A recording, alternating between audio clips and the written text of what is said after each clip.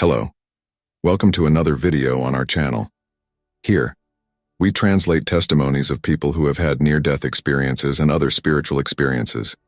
Today, we will hear the story of Alaric Mitchell. He shares that he was a skeptic but had an NDE where the secrets of reincarnation were revealed to him. If you haven't subscribed to the channel yet, subscribe now. Leave a comment with your name and city. Let's now listen to Alaric's testimony. My name is Alaric Mitchell. I am a neurosurgeon, and until recently, I considered myself a man of pure science, a staunch skeptic. I spent most of my adult life unraveling the mysteries of the human brain, convinced that consciousness was nothing more than the result of complex neuronal synapses. Although I attended church in my youth, my scientific career solidified my skepticism toward any spiritual concept or idea of life after death. Today, I am here to share with you an experience that completely changed my worldview and my understanding of life and death. A journey that took me beyond the limits of what I believed was possible, challenging everything I thought I knew about consciousness and human existence. I am no longer the same man I once was. The experience I went through, what some might call a near-death experience, not only shook my scientific foundations but also reignited a spirituality I thought I had lost long ago. It's hard to find the right words to describe what I lived through, but I will do my best to share this extraordinary journey with you. What I am about to tell you may seem unbelievable, perhaps even absurd to some. I know this because I would have dismissed such a story as delusion or hallucination if I had heard it before, but I ask that you listen to me with an open mind and heart. What I experienced goes beyond current scientific understanding, but I feel it's my duty to share this story in the hope that it can shed light on the mysteries of consciousness and existence that still elude us. My journey begins on a typical day in November 2008. A day that started like any other, but would turn into the turning point of my life, taking me on an odyssey through the boundaries of death and back to life. A journey that made me question everything I thought I knew about reality, consciousness, and the very meaning of existence. That November morning, I woke up with a splitting headache. At first, I tried to ignore it, attributing it to work stress and lack of proper sleep. After all, as a neurosurgeon, I was used to long working hours and sleepless nights. But as the day progressed, the pain intensified, spreading to my back. Reluctant to admit something was wrong, I forced myself to go to work. At the hospital, my colleagues noticed my evident discomfort. It was Dr. Sarah, my wife, and also a doctor, who finally convinced me to get some tests done. I vividly remember the look of concern in her eyes as I was subjected to a battery of tests. The results came quickly, and the diagnosis was a shock. Bacterial meningoencephalitis. As a doctor, I knew exactly what that meant. A severe infection that attacks the meninges in the brain, potentially fatal if not treated quickly. The irony was not lost on me. Having spent my life studying and treating the brain, I now found myself at the mercy of a disease that threatened that very organ. The following hours passed in a blur of frantic activity. I was immediately admitted to the ICU, where a team of doctors, many of them my colleagues and friends, fought to control the infection rapidly spreading through my central nervous system.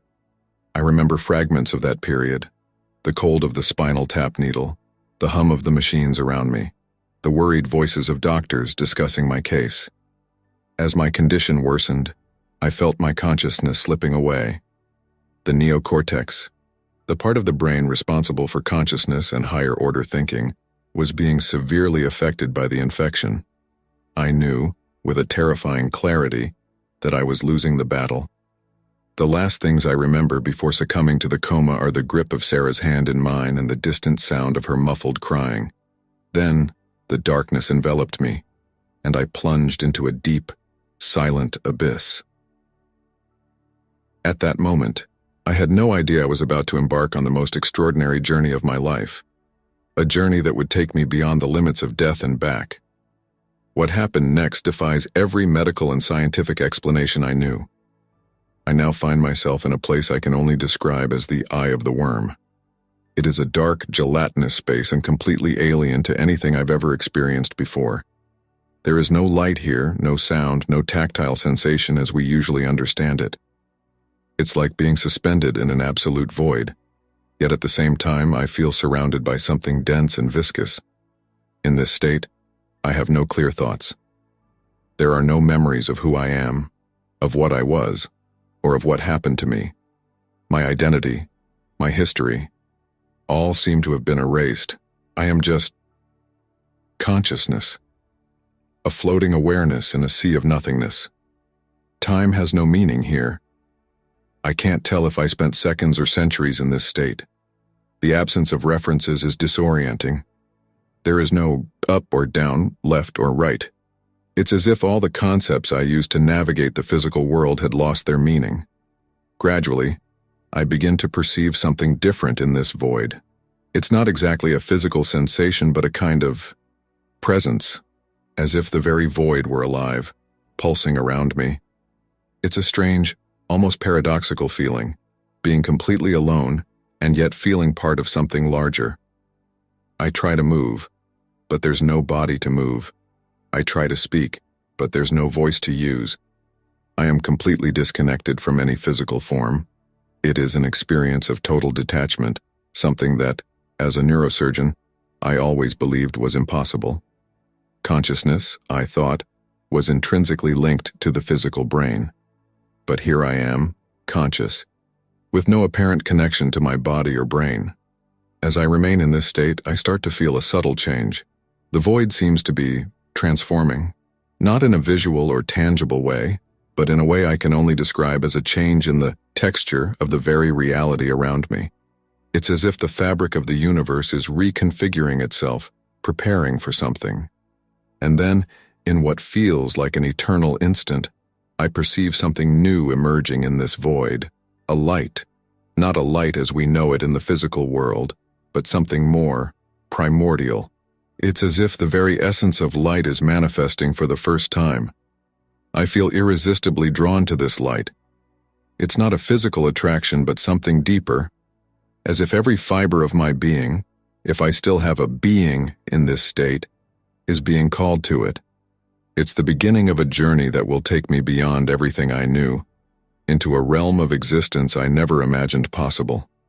The light I begin to perceive in the void of the eye of the worm is not static. It spins, pulsing with energy that seems alive. It's a white light, but not blinding. On the contrary, it's welcoming, inviting. As I approach, or maybe it's the light approaching me, it's hard to tell in this state without physical references. I start to notice more subtle details. Around this central light, golden and silver filaments dance in complex patterns. They intertwine, forming intricate designs that seem to contain all the wisdom of the universe. It's as if I'm looking at the very fabric of reality being woven before my eyes, or whatever I'm using to perceive at this moment. And then, something even more extraordinary happens. I begin to hear music, but calling it music seems almost an insult to its transcendental beauty. It's a melody that goes beyond any earthly sound I've ever heard. Imagine the most beautiful symphony, the purest bird song, the most serene murmur of a stream, and multiply that beauty by 1,000. Even then, you wouldn't come close to what I'm experiencing. This music is not just heard, it is felt, lived, experienced in every fiber of my being. Each note carries with it deep emotions, memories I didn't know I had, universal truths that transcend human understanding. It's as if the universe itself is singing its primordial song, revealing its deepest secrets through harmony. The combination of the spinning light and this celestial music creates an indescribable synesthetic experience. Colors become sounds, sounds turn into sensations, and everything merges into a cosmic symphony of pure beauty and truth. It's overwhelming, but not in a way that causes fear or anxiety. On the contrary, I feel a deep peace, a sense of belonging I have never experienced before. I am drawn to this light and music like a moth to a flame, but without any sense of danger or fear. There is only an irresistible desire to merge with this energy, to become one with this transcendental beauty. As I approach, I feel myself being lifted, transported to a completely new level of existence. It's hard to express in human words, What happens next? It's as if I am being undone and remade simultaneously. My consciousness expands, embracing realities beyond earthly comprehension. I glimpse cosmic truths, understanding the workings of the universe in a way my human mind could never grasp. And then, in an instant that seems to contain eternity, I am fully enveloped by the light. The music reaches a crescendo of indescribable beauty. I feel uplifted, purified, transformed. It's as if every atom of my being is being recalibrated to a higher frequency of existence. As the intensity fades, I realize I have been transported to a new realm of existence. The darkness of the eye of the worm is behind me. I am about to enter a place of light, love, and truth that will challenge everything I believed was possible. I pass through what I can only describe as a portal of pure light and find myself in a place that defies all earthly logic and understanding. It is the Valley of Entrance, as I intuitively know it is called. The transition is smooth, but the change is so dramatic that for a moment, I am stunned by the sheer beauty and vibrancy of what I see. The Valley of Entrance stretches before me, a panorama of colors and life so vibrant that the physical world seems like a pale shadow in comparison. The sky, if I can call it that, is a deep, crystal-clear blue, dotted with clouds that seem made of pure light. The grass beneath my feet, though I don't actually have feet in this state, is such a vivid green that it seems to pulse with life. Flowers of unimaginable colors dot the meadows, each emanating a unique energy. Some seem to sing softly, others glow with inner lights that constantly shift. Majestic trees rise in the distance, their leaves shimmering as if made of thousands of tiny diamonds. A stream winds through the valley, its water clearer than the purest crystal. But it's not just water, it's as if it is made of liquid light, flowing and dancing, carrying with it memories and emotions that I can almost touch. The most astonishing thing is that I'm not observing this scene with physical eyes. I have no body here. I am pure consciousness, floating freely in this ethereal realm. I can see in all directions at once, perceiving every detail of this marvelous place with a clarity that goes beyond physical senses. And then, I notice something even more extraordinary. The air around me is alive with movement. Millions, no, billions of butterflies fill the space. But calling them butterflies is a gross oversimplification. They are beings of pure light and energy, each one unique in its beauty. Their wings are like living stained glass, telling stories in ever-changing patterns of color. These butterflies don't fly as we know it on Earth. They dance and spin and float in complex patterns that seem to hold deep meanings. As they pass by me, I feel touched by fragments of emotions, memories, and knowledge that are not my own. It's as if each of them carries a piece of universal wisdom. At this moment, I am overwhelmed by a sense of peace and belonging. Any anxiety, fear, or doubt I've ever felt dissolves completely. I know, with a certainty that transcends faith or logic, that I am exactly where I am meant to be. That everything is well, that everything always has been and always will be well. The beauty of this place, the feeling of unity with everything around me, is so intense that I feel as if my being is expanding to embrace the entire valley, this entire new realm of existence. It is in this moment of expansion and ecstasy that I realize I am not alone. A presence manifests beside me, so gently that it is as if it has always been there, waiting for me to notice. I turn my attention, not my physical eyes, for I have none here, but my consciousness toward this new presence. And there she is, a feminine figure of such transcendental beauty that human words cannot do her justice. She does not have a solid physical form as we understand it, but rather a luminous silhouette made of pure, vibrant light. Her eyes are what impress me the most. They are a deep, crystal-clear blue, like oceans of infinite wisdom. When I look into them, I feel completely exposed, as if my entire existence, past, present, and future, is laid bare before her. But there is no judgment in her gaze, only understanding and unconditional love. She doesn't speak, at least not in the conventional sense. But her presence communicates more than words ever could. It is a form of telepathic communication, but it goes beyond that.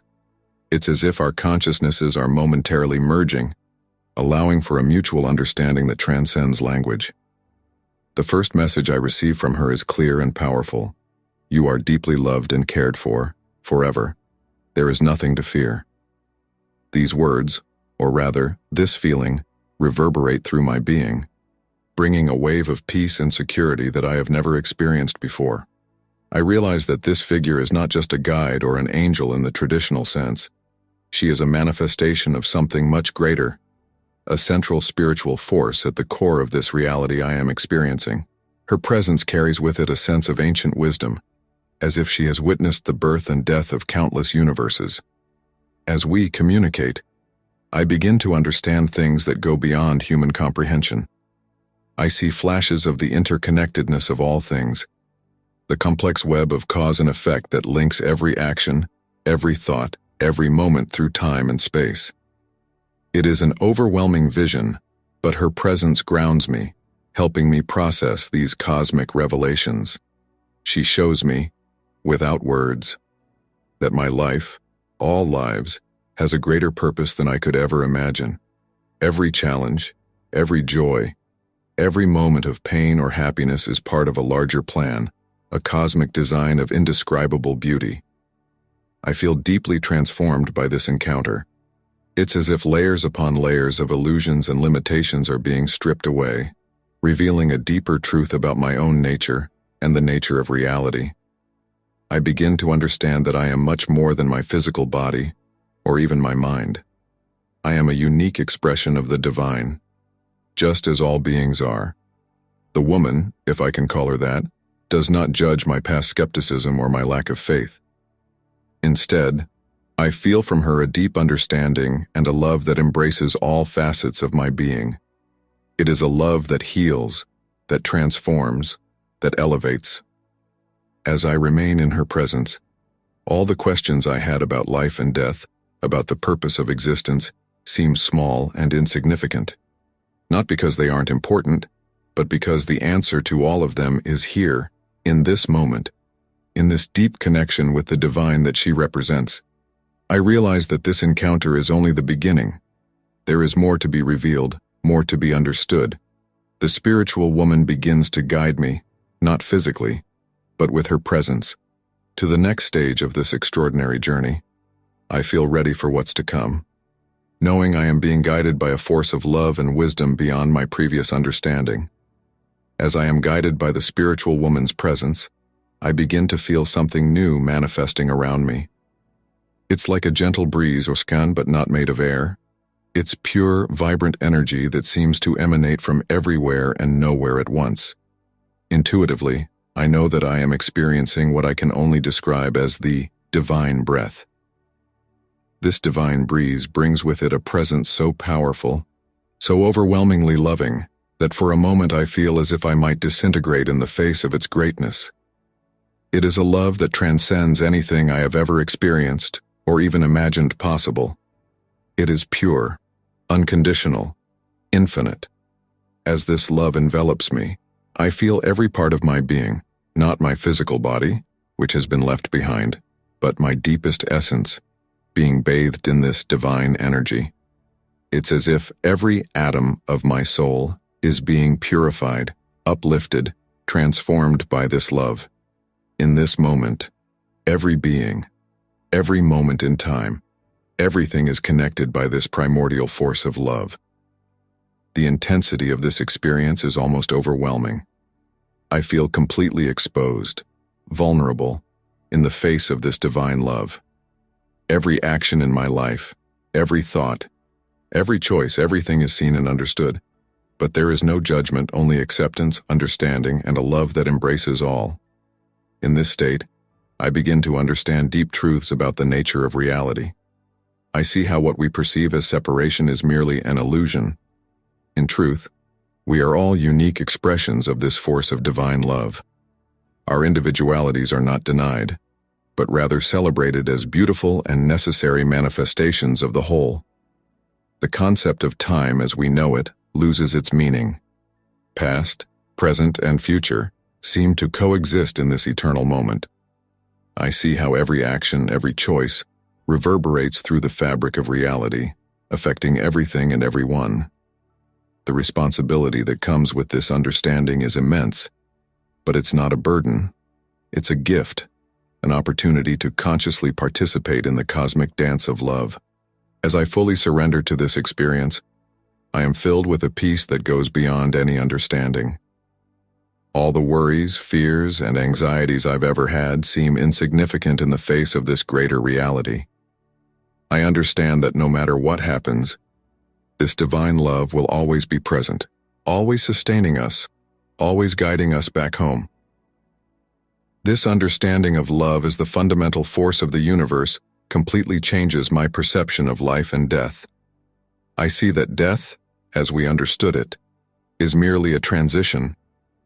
Our essence, our true nature, is eternal and indestructible, always part of this infinite flow of divine love. I feel immense gratitude for this experience, for this glimpse into the true nature of reality. I know that when I return, if I return to my earthly life, I will never be the same. This understanding of divine love as the essence of everything will be the beacon that guides the rest of my existence. The presence of the spiritual woman remains beside me, an anchor in this ocean of divine love. I feel that she is preparing me for the next stage of this extraordinary journey. There is more to be revealed, more to be understood, and I am ready, open and grateful for every moment of this transcendental experience. The spiritual woman, still by my side, gently guides me to what appears to be another portal of light. We pass through together, and suddenly I find myself in a place that I intuitively know to be the central realm. It is a space that defies any description in earthly terms. There is no up or down, no horizon or visible boundaries. It's like being at the center of everything and everywhere at once. In this central realm, I am confronted with a vision that expands my understanding of reality beyond anything I could have imagined. Before me unfolds the multiverse in all its infinite glory. I don't just see galaxies or even universes, but entire realities, overlapping dimensions, and intertwined timelines in patterns of dizzying complexity. Each universe seems to be a bubble of reality, vibrating with its own unique frequency. I see how these bubbles touch, merge, and separate in a cosmic dance of continuous creation and destruction.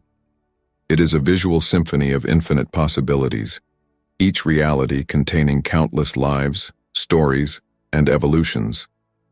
As I observe this cosmic spectacle, I begin to understand the concept of reincarnation in a completely new way.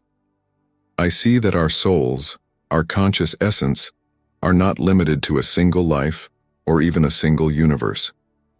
We are eternal travelers, experiencing different realities, different forms of existence, all as part of a greater process of spiritual growth and evolution.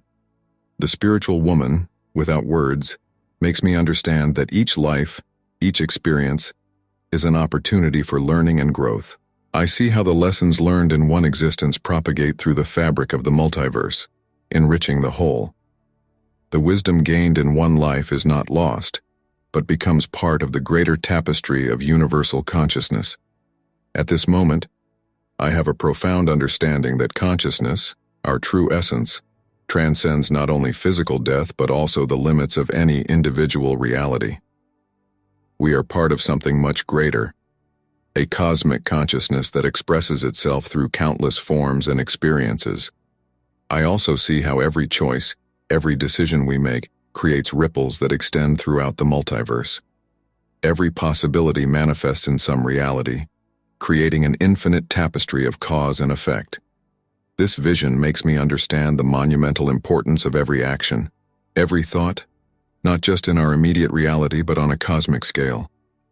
As I absorb this vision of the multiverse, I feel both humbled and exalted. Humbled by the vastness and complexity of what I am witnessing, and exalted by the understanding that I am an integral part of this cosmic whole. Each of us, I realize, is a unique and valuable expression of the divine, playing our role in the grand cosmic drama. The spiritual woman shows me that this central realm is a point of convergence, a nexus where all realities meet. It is from here that souls depart on their journeys of incarnation, and where they return to reflect and prepare for new experiences. As I contemplate all of this, I feel an expansion of my consciousness beyond anything I have ever experienced. It's as if, for a moment, I can touch the mind of God, not an anthropomorphic being, but the creative intelligence that permeates the entire multiverse. This experience in the central realm fundamentally changes my understanding of life, death, and the purpose of existence. I see that we are all part of an eternal journey of discovery and growth, each life a page in an infinite book of cosmic evolution. But even as I absorb these cosmic truths, I feel a gentle pull, a distant call. The spiritual woman looks at me with understanding. I know that my journey in this realm is coming to an end. It is time to return. While still immersed in the vastness of the central realm, I begin to feel a subtle shift. It's as if a distant part of me is being pulled, called back. At first, I resist. The beauty and peace I experience here are so profound, so complete, that the thought of leaving this state seems almost unbearable. The spiritual woman, still by my side, sends waves of understanding and comfort. Without words, she makes me understand that my journey on earth is not yet complete. There is more for me to experience, more for me to learn, and more importantly, more for me to share. It is at this moment that I begin to notice something extraordinary. Waves of energy are reaching me, crossing dimensions, penetrating even into this central realm. I recognize these energies immediately. They are prayers from my family, my friends, my colleagues, and even from people I didn't know. Each prayer is like a thread of light, connecting me to the world I left behind. I see my son, his face contorted in concentration as he prays fervently for me. I feel the love and concern of Sarah, my wife, her prayers like a beacon calling me back. I perceive the prayers of my fellow doctors, a curious mix of spiritual supplication and scientific hope. The power of these prayers astonishes me. They are not just words or thoughts. They are real, tangible forces in this spiritual realm. Each prayer carries with it the energy of love, hope, and faith from those who send them. It is a powerful demonstration of the connection that exists between all of us, transcending the barriers of the physical and the spiritual. The spiritual woman smiles gently, confirming my understanding. She shows me how prayers are not only heard but felt and responded to in ways that go beyond our earthly comprehension. I see how every act of love, every positive thought, every sincere prayer contributes to the fabric of reality, creating waves of positive energy that ripple through the universe. As I focus on these prayers, I feel myself being pulled back. It's a bittersweet sensation. Part of me longs to stay, to remain in this state of divine understanding and love. But another part understands the importance of returning, of bringing back to the physical world the knowledge and understanding I have gained here. The spiritual woman surrounds me with one last wave of love and understanding. I feel her message clearly. Remember everything you have seen and felt here. You have a purpose to fulfill. With these words echoing in my consciousness, I feel myself being pulled back, crossing dimensions and realities. The journey back is swift and intense. I pass through flashes of light, sounds, and sensations as my consciousness reconnects with my physical body. It's a disorienting, almost painful process after the peace and expansion I experienced in the central realm. Suddenly, I feel the weight of my physical body again. It's a strange, almost suffocating sensation after the freedom of purely spiritual existence. My physical senses return slowly, one by one. First, I hear the rhythmic beeping of the machines around me. Then, I feel the soft touch of a hand on mine. I immediately recognize it as Sarah's. I open my eyes, blinking against the bright light of the hospital room. The shapes around me are initially blurry, but they gradually come into focus. I see the shocked and joyful faces of Sarah and my son. There are doctors and nurses around me. their expressions a mix of astonishment and joy. I try to speak, but my throat is dry and sore from the breathing tube that has been removed. Sarah offers me water, her eyes filled with tears of relief. As I drink, I hear the doctors speaking quickly, using terms like miracle and inexplicable. Slowly, I understand what happened from a medical perspective. I had been in a deep coma for 7 days. My brain had been severely affected by meningoencephalitis, and the doctors had little hope of recovery. My sudden and seemingly complete awakening defies all medical explanation. But I know the truth. I know that what I experienced goes far beyond what current science can explain. The journey I took, the truths I saw and felt, are etched into my soul in a way that no brain scan or medical test could detect. In the days that follow, as I recover physically, I struggle to process everything I experienced. The memories are vivid, but translating this transcendental experience into human words seems an impossible task. How can I explain the colors I saw, which don't exist in the visible earthly spectrum? How can I describe the feeling of being pure consciousness, free from the limitations of the physical body? I realize that my recovery is not just physical, but also spiritual and emotional. The experience I had has fundamentally changed who I am and how I see the world. The skepticism that once defined my approach to life has been replaced by a deeper and more expansive understanding of reality. As I grow stronger, I begin to share parts of my experience with Sarah and my son. I see in their eyes a mix of awe, confusion, and sometimes concern, no matter how challenging that may be. As I prepare to leave the hospital and return to the normal world, I know that nothing will ever be the same. I carry with me not only the memories of my journey beyond death, but also a mission: to be a bridge between the physical and spiritual worlds, between science and faith. The journey that began with my diagnosis of meningoencephalitis did not end with my return. In fact, I feel it is only the beginning of something much greater. In the weeks and months following my discharge from the hospital, I dive deep into a process of reflection and transformation. The experience I had beyond death is not something I can simply file away or ignore. It permeates every aspect of my life, challenging me to integrate these transcendental revelations with my everyday existence. As a neurosurgeon, this understanding leads me to completely reevaluate my approach to medicine and research. In my work, I begin to explore new ways of understanding consciousness and its relationship to the physical brain. I initiate research projects that aim to investigate near-death experiences from a scientific perspective, but with an open mind to possibilities beyond the materialist paradigm. My colleagues react with a mix of curiosity and skepticism, but I feel that I am on the right path. My relationship with Sarah, which has always been strong, gains a new dimension. Her more spiritual nature, which I once viewed with mild condescension, now becomes a source of deeper connection between us. We share long conversations about the meaning of life, the nature of reality, and our place in the universe. I feel that our union now transcends the physical, touching something truly eternal. With my son, I find new challenges and opportunities. He is at an age of questioning, seeking his own path between science and spirituality. I share my experience with him, not as an absolute truth, but as an invitation to explore and question.